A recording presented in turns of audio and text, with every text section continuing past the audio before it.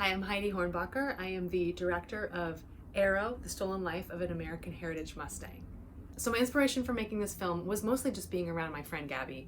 I was here with her when she was rescuing the horse, and I got to see how he impacted her life and how she impacted his life. So as Gabby discovered Arrow's history and got to know where he came from and realized that he'd been through all these incredible hardships and that he'd been stolen and trafficked and all this crazy stuff, and she tracked down where he came from, it became so important to her to reunite him with his originating person, I guess. And I just thought, that's it, I have to be there with cameras, we have to tell his story, and I want to see what it's like when this 70-something-year-old man and this almost 30-year-old horse are reunited after 20 years. The biggest challenge, I think, was the temperature.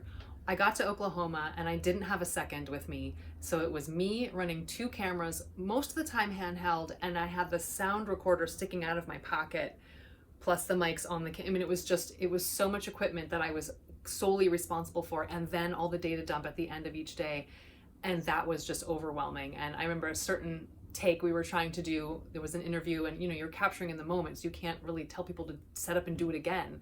And I realized that my battery had died in one camera and that my hands were so cold that they were frozen and stuck around the camera, and I couldn't open my hand to change my battery out. So we had to lean in a little bit to this sort of shaky handheld aesthetic, because I wasn't able to do any more being just myself with two SLR cameras, and that was what I could get in the moment, trudging through rocky horse pastures and uphills and downhills and all over the place. So we went with it because Arrow's a scrappy little horse, and I feel like it fit his vibe and his personality.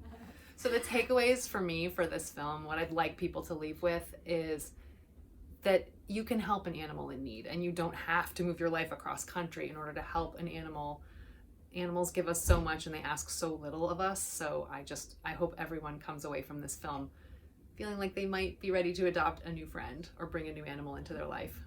So what's next for me as a filmmaker is I'm working on a documentary film with a Holocaust survivor on her life and her survival and what she's created out of that.